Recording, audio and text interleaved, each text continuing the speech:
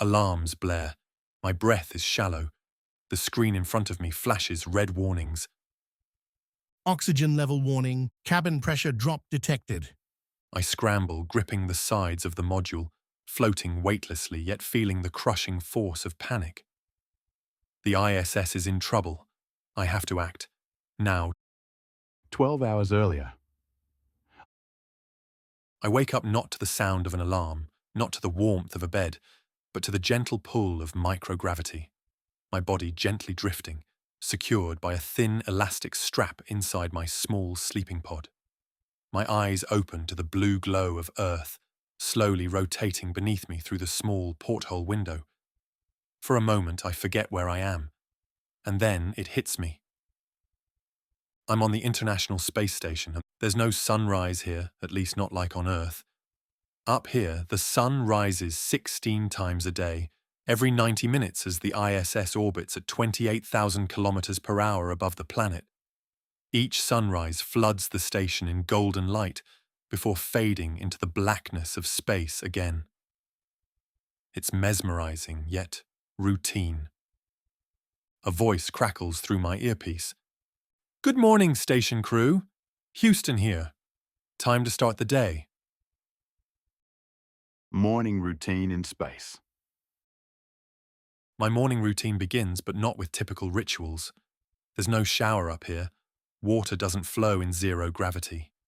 Instead, I reach for a wet cloth and wipe down my face, feeling the cool moisture stick in droplets. Squeezing a blob of no-rinse shampoo that blooms like a small cloud into my hand, I scrub it into my hair. Even these small tasks require a slow, deliberate effort. Every motion demands careful control. A simple push or misstep can send me spinning like a top, caught in an endless swirl. I thread my arms and legs into my standard blue NASA jumpsuit, the fabric soft and familiar, but somewhat foreign in this surreal setting. I make my way toward the galley, pulling along the white handrails and glancing at the view of Earth, ever-reaching and magnificent through the windows. My crewmates are already there, floating around and engaging in the morning ritual of squeezing breakfast from silver food pouches. Coffee, yes, but it comes in a small, clear bag. Eggs are kind of rehydrated scrambled eggs, if I'm lucky. Commander Ivanov, our affable Russian cosmonaut, floats easily next to me. He's been here for 6 months and navigates the weightlessness with an effortless grace. As I fumble with the slick, vacuum-sealed burrito, he chuckles, his voice booming with good-natured humor across the small space. "You'll get used to it," he assures me in his thick accent. "Zero-G is fun until you lose your lunch in mid-air." We eat quickly, laughter and camaraderie filling the cabin, mixing with the strange harmony of whooshing ventilation and soft conversation. We exchange stories about our homes, tales of loved ones and earthly habits, each anecdote a fragile thread connecting us to the lives we left behind. Someone plays music over a small Bluetooth speaker. Today, it's classic rock. The lively, familiar tunes echo gently off the metallic walls, an odd yet comforting contrast to the sterile, scientific environment, but it keeps us grounded, tethered somehow to the normalcy of our lives on Earth. Conversations turn to the day ahead, a series of tasks and experiments that await us. Science never sleeps up here as we orbit above the spinning globe below. Each of us has a role, a meticulous schedule to follow. I check my assignment list, my mind already shifting gears and focusing on the work of the day. Commander Ivanov mentions an EVA scheduled for later, maintenance on the solar arrays. "Too bad you're not going outside today," he teases. "It's the best office view in the universe." I grin, just as eager for the time when it will be my turn in the suit, dangling in the vast blackness. Already I'm thinking about my main task, an experiment in protein crystallization. The data we gather here could be transformative, with implications for medicine, technology, and our understanding of biology itself. I glance around the galley, taking in the casual morning banter, the sounds of utensils against containers, the glimmers of excitement in everyone's eyes. Even in this endless loop of routines, each day offers something new, something extraordinary. Work begins. Life as an astronaut. The ISS is not just a spacecraft, it's a floating science lab. My task today, a crucial experiment on protein crystallization, research that could help develop new medicines back on Earth. I navigate to the Destiny Laboratory module, a futuristic space filled with racks of science equipment. As I carefully handle a sample, I feel a tap on my shoulder. Dr. Aoki, our Japanese astronaut, smiles. "You ever get used to floating everywhere?" I ask. Not really, She chuckles. but it beats traffic.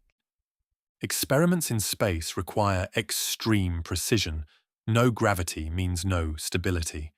A floating droplet of fluid, a tiny protein sample, it all behaves differently here. But that's why we're up here, to do science that Earth can't. Testing the growth of plants in microgravity captivates me. Space explorers of the future might one day rely on the results. Floating toward the veggie lab, I find myself surrounded by an oasis of green, unlike anything else on the station. Rows of small plants, cradled in glowing pods, add life to this sterile world as they grow inside sealed containers. Each leaf and stem is a testament to our attempt to sustain life in the vacuum of space, to feed future missions to Mars and beyond. It's mesmerizing work. There's no soil or rain here, only nutrient-rich water and carefully calibrated LED lights mimicking what the sun provides on Earth. I float closer, inspecting the roots that twist and reach in all directions, unbound by gravity's pull. They're alive and thriving, but growing at a fraction of the pace compared to their earthly counterparts. Even in this early stage, it's clear that unlocking the secrets of plant growth in space could mean the difference between survival and starvation on long-term missions. Dr. Aoki joins me, her presence calm and assuring. She hands me a tablet, monitors showing data collected over weeks of observation. These plants are tough. She says with a nod. They're adapting even better than we hoped. I can't help but think of fresh salads, real produce grown light years away from the nearest grocery store. If we crack this, future astronauts may never have to eat rehydrated eggs again, I reply, grinning as I picture the looks on crewmates' faces when that day finally comes. She smiles back. Imagine fresh tomatoes and cucumbers. I see those too, small but significant victories in the battle against space's harshness. We spend a long time in the lab, captivated by the promise held within these tiny green shoots. They whisper of a future where humans aren't entirely dependent on what they bring from Earth, a future rich with possibilities as wide as the universe itself. Finally, I finish logging the data, excitement bubbling beneath the surface. There's hope in this research, a bright possibility growing slowly but surely, like the plants we nurture. It's little wonder I lose track of time. Yet on the station, tasks are all-consuming, and I know I must move on to my next assignment. I bid farewell to the veggie lab and see Dr. Aoki already engrossed in her next set of observations. She waves me off with an encouraging gesture, urging me not to float off with the plants next time. Her humour is always welcome, a light touch in a place that spins perpetually with serious intent.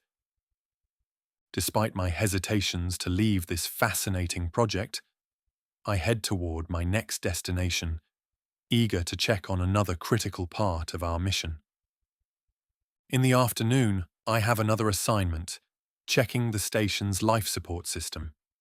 I head toward the Environmental Control and Life Support System, ECLSS, the technology that filters and recycles our air and water. Commander Ivanov is already there, running diagnostics. Everything looks good, but the CO2 scrubbers need recalibrating. I open the access panel, revealing an array of complex filters and pipes. This system literally keeps us alive. If it fails, we run out of oxygen fast. Using a handheld diagnostic tool, I recalibrate the CO2 absorption cycle. Houston confirms the readings. Mission success. Robotic arm operations. This afternoon, we have a scheduled cargo resupply mission. A SpaceX Dragon capsule is approaching the ISS, carrying food, equipment, and new scientific instruments.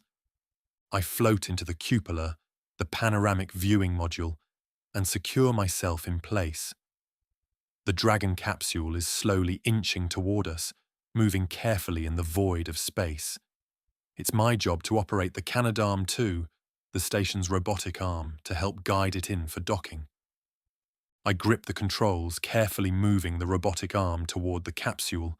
One mistake, and the capsule could drift off course, or worse, collide with the ISS. My heart pounds as I move in closer.